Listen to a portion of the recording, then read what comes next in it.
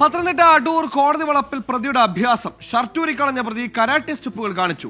അഭിഭാഷകരും പോലീസുകാരും നോക്കി നിൽക്കുകയാണ്. പ്രകടനം. കടയുടമയെ മർദ്ദിച്ച കേസിൽ പിടിയിലായ ജോജൻ ഫിലിപ്പാണ് അഭ്യാസം കാട്ടിയത്.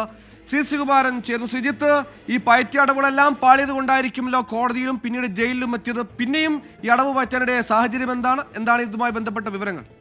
ഈ മാസം 8-ാം തീയതിയാണ് സുഹൈല് ഇത്തരത്തിൽ കേസിന് ആസ്പദമായ ഒരു സംഭവം നടക്കുന്നത്. ഒരു വ്യാപാരിയെ മർദ്ദിച്ച കേസിലെ പ്രതിയാണ് ജോജൻ.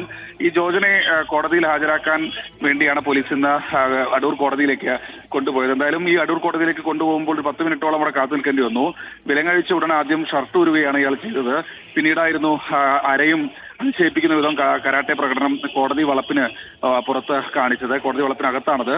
എന്തായാലും ഉടൻ തന്നെ വിവരം APP അറിയിച്ചു. APP അപ്പോൾ തന്നെ കോടതിയെ വിവരം അറിയിച്ചു. പെട്ടെന്ന് തന്നെ ജഡ്ജിക്ക് എന്തോ പിശക് സംഭവിച്ചു എന്ന് തോന്നിയതോടുകൂടി ജഡ്ജി പെട്ടെന്ന് തന്നെ ഇയാളെ റിമാൻഡ് ചെയ്യുകയായിരുന്നു. എന്തായാലും ഇയാൾ ഇപ്പോൾ കൊട്ടാരക്കര ജയിലിലേക്ക് മാറ്റിയിട്ടുണ്ട്. കാര്യമായ മാനസിക പ്രശ്നമൊന്നും ഇയാൾക്കില്ല എന്നാണ് പോലീസ് അറിയിച്ചിട്ടുള്ളത്.